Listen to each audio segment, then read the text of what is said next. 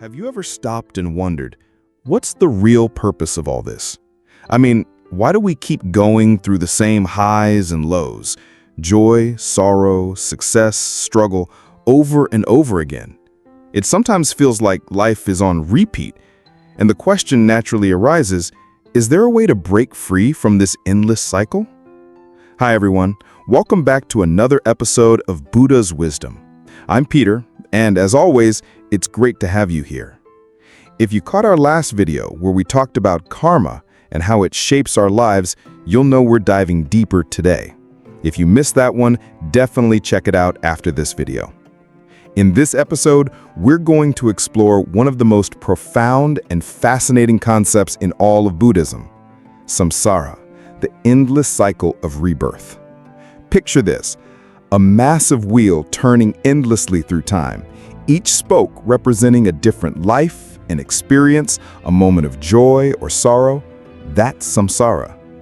And yet, the teachings of the Buddha tell us there is a way to step off this wheel, to find lasting peace and freedom. Understanding samsara isn't just about learning a new term.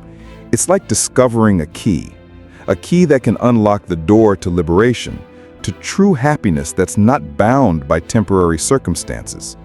It goes way beyond just the idea of reincarnation.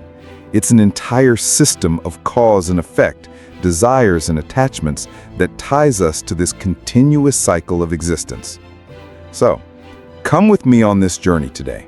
Together, we'll peel back the layers of samsara and discover how, with the wisdom of the Buddha, we can find a path to ultimate freedom.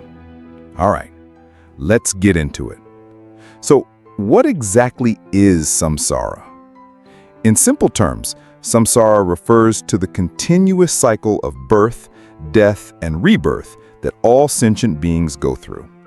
According to Buddhist teachings, this cycle is driven by karma, our actions and intentions, and by our unresolved desires and attachments.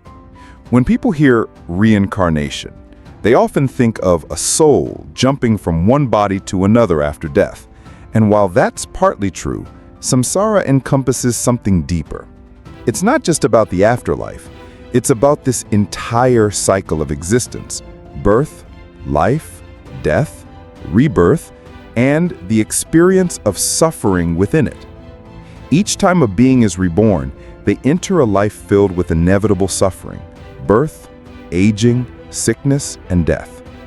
Even in the so-called higher realms, where beings might enjoy pleasure or long life, suffering is still there because nothing is permanent, everything changes. And in the lower realms, the suffering is even more obvious: pain, hunger, fear, distress. The Buddha taught that as long as we're caught in samsara, we'll continue to experience suffering no matter what realm we're born into. Now here's where it gets really interesting. Buddhism talks about 6 main realms where beings can be reborn within samsara. These are the God realm, the demigod realm, the human realm, the animal realm, the hungry ghost realm, and the hell realm.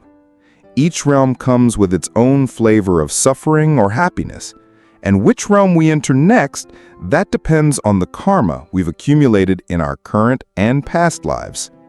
But no matter which realm you find yourself in, even if it's the God realm with all its pleasures, there's still an underlying current of dissatisfaction because nothing in samsara lasts. Even gods eventually fall. Even joyful moments fade. The wheel keeps turning. So naturally, you might be wondering, so what exactly keeps us trapped in this cycle? The answer lies deep within us, in what Buddhism calls the 3 poisons: ignorance, attachment, and aversion. These are the root causes that bind us to samsara. Let's start with ignorance. And no, this isn't just about lacking information. It's a deeper, more fundamental misunderstanding about the nature of reality. Most of us cling to the idea of a fixed, permanent self. We believe that the things we want will bring us lasting happiness. But the truth is, everything in this world is impermanent.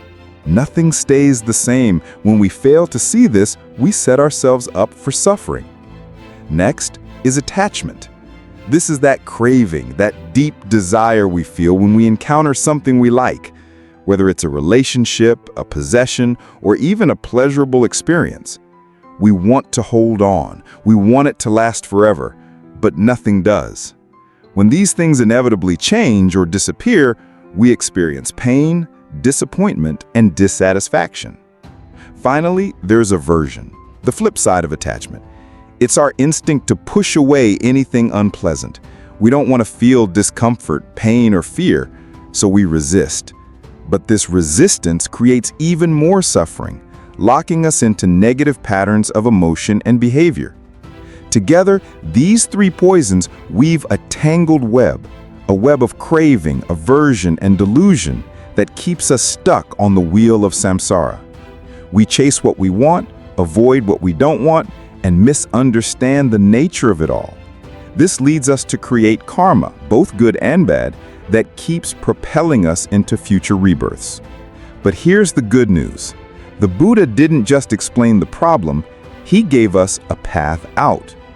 That path is called the Noble Eightfold Path. By following this path, we can begin to untangle ourselves from the cycle of samsara and move towards true freedom and happiness. Now, I'm going to walk you through what that path looks like in just a bit, but before we do, let's take a closer look at how samsara works on an even deeper level. Because at its core, the cause of samsara isn't out there in the world. It's within our own mind. Samsara is really born from the way we perceive and respond to the world around us. It's not about fate or some cosmic punishment. It's about how our own minds operate. Think about it. Based on our past experiences, habits, and conditioning, we develop certain ways of seeing things. We cling to what we like, we push away what we don't, and we hold on to this deep belief that there's a solid me navigating it all. And that's where the cycle begins. When we're caught up in this illusion of the self, we keep trying to rearrange life to fit our desires. We chase after what we think will make us happy. We run from discomfort. But here's the catch. Nothing in this world is permanent. Everything shifts. Relationships, success, health, even our own thoughts and emotions. So the more we chase, the more frustrated we become. It's like trying to build a sandcastle on the shore. No matter how perfect it looks, the tide will eventually wash it away. And yet, we keep trying. We chase the next thrill, the next possession, the next relationship, the next version of me we think will finally be enough.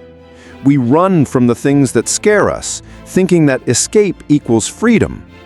But in doing so, we generate more karma, more fuel for the wheel of samsara.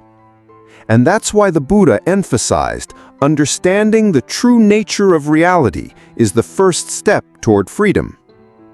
The truth is, the things that cause our suffering aren't the external events or circumstances. It's how we relate to them. It's how we grasp and push and resist. When we begin to see this clearly, we can start to shift our minds. We can begin to let go of attachments, of aversions, of illusions. And with that, the knots of suffering begin to loosen. Of course, none of this is easy. It takes real effort and courage. Looking deeply at your own patterns, your own mind, it can feel uncomfortable. But with patience and mindfulness, it's possible. And something beautiful happens when you begin this process. You start to realize that your happiness doesn't have to depend on what's happening outside of you. You can find a deeper, steadier peace, a peace that comes from knowing the impermanent nature of all things. Instead of constantly trying to control the uncontrollable, you begin to flow with life. You become more resilient, more compassionate, more free. And this transformation doesn't just affect your own experience. When we're trapped in samsara, our suffering doesn't stay contained. It spills out. It affects our relationships, our families, our communities. We might lash out when things don't go our way. We might withdraw in fear. We might get stuck in cycles of blame, shame, or addiction. These ripple effects can spread far and wide. And that's one of the saddest consequences of being trapped in samsara. Not only do we miss out on the peace and joy that's possible for ourselves, but we can also unknowingly cause suffering for others. But when we begin to wake up, when we loosen samsara's grip, that changes. We're able to meet others with greater kindness, patience, and understanding. Our actions start to come from wisdom rather than fear or craving. And in this way, our healing becomes a gift to the world around us. There's another, even deeper consequence of being stuck in samsara, and that's the loss of connection with our true nature. The Buddha taught that all beings have the capacity for awakening. Each of us carries this potential, this inner wisdom, this boundless compassion. But when we're caught up in ignorance and craving, we can't see it. We stay small. We believe the stories our mind tells us about what we are and what we are not. And so we wander through life, feeling incomplete, disconnected, unsatisfied, searching for something, not realizing that what we seek is already within us. That's the real tragedy of samsara. It blinds us to who we really are. But here's the hope. We don't have to stay trapped. The Buddha offered us a path, a way to free ourselves, step by step, and it's available to every single one of us. This path is the Noble Eightfold Path, the very heart of Buddhist practice.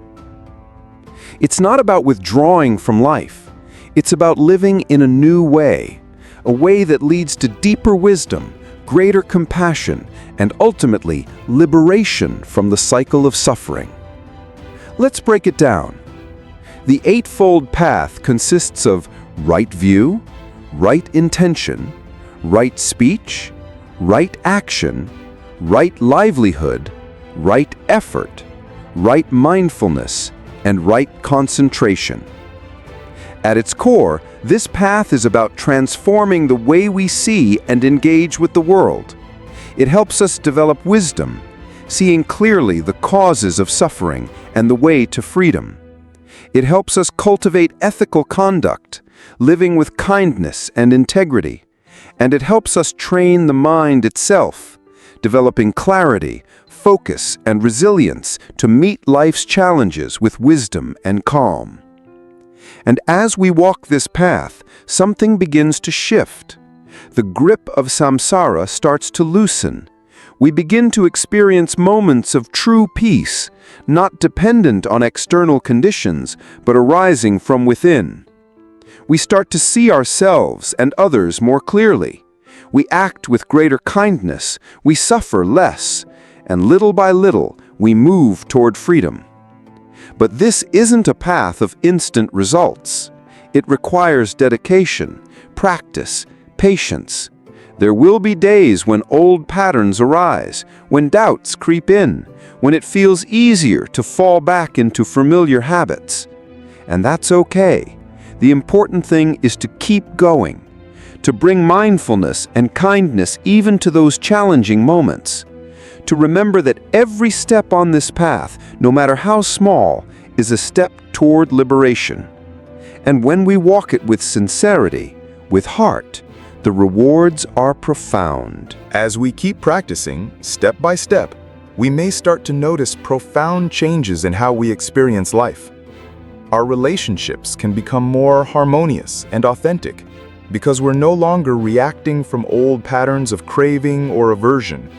We speak and listen with greater compassion, with less judgment and more understanding. The work we do, even simple everyday tasks, can begin to feel more purposeful and joyful because our minds are more present, less distracted by endless wanting. And perhaps most importantly, we start to experience an inner freedom, an ease that's not dependent on how perfect our outer life looks. The ups and downs still come, change is still inevitable, but we no longer cling or resist in the same way. We meet life with more resilience, grace, and calm. Over time, the suffering and dissatisfaction of samsara lose their hold. We see through the illusions that once trapped us. We come to know that who we truly are is something far deeper and more stable than the ever-changing flow of thoughts, emotions, and experiences. And that is liberation. It doesn't mean we stop living in the world. It means we live more fully, without being bound by the patterns that once kept us spinning on the wheel of samsara. The Buddha reminded us again and again, this freedom is possible, and every moment is an opportunity to move closer to it. Even when life feels messy, even when we stumble, the path is still here, and so long as we keep walking it, with patience, dedication, and an open heart, our minds can gradually transform. We begin to realize that we're not separate from life, from others, from the great web of existence. We start to live from a place of connection, wisdom, and compassion. And in doing so, we help create a more peaceful, caring world, moment by moment, choice by choice. So, let's remember, yes, the consequences of being trapped in samsara are real. Suffering, dissatisfaction, a sense of disconnection from our true nature. But the potential for liberation is also real. The Noble Eightfold Path shows us the way out, a way to heal the mind, to open the heart, to live in a more awakened, compassionate way. It won't always be easy.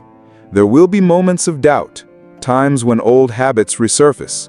But with each step we take, with mindfulness, with compassion, we loosen samsara's grip and move closer to freedom.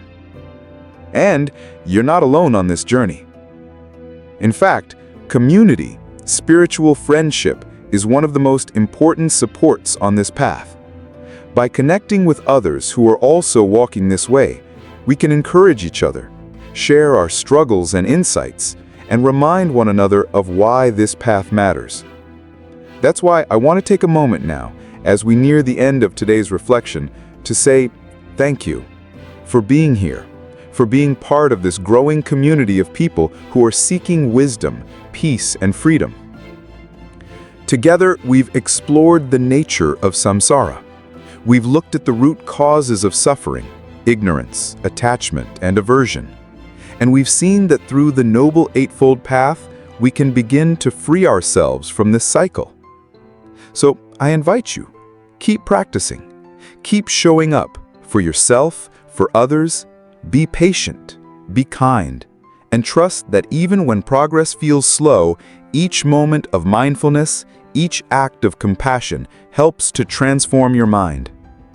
And don't forget, stay connected. Reach out to this community. Share your reflections in the comments. Let us know what resonates with you or what questions you have. Together, we can support each other on this beautiful, challenging path. If you found value in today's video and you'd like to continue exploring these teachings together, I encourage you to subscribe to the channel. Hit that notification bell so you won't miss future episodes. And if you feel called, leave a comment below. Your reflections truly help guide the content we create here. Thank you once again for joining me today and for your dedication to the path of awakening. May you find the strength, the courage, and the insight you need to keep going. And may the freedom of liberation from samsara be realized for you and for all beings. Until next time, be well and namaste.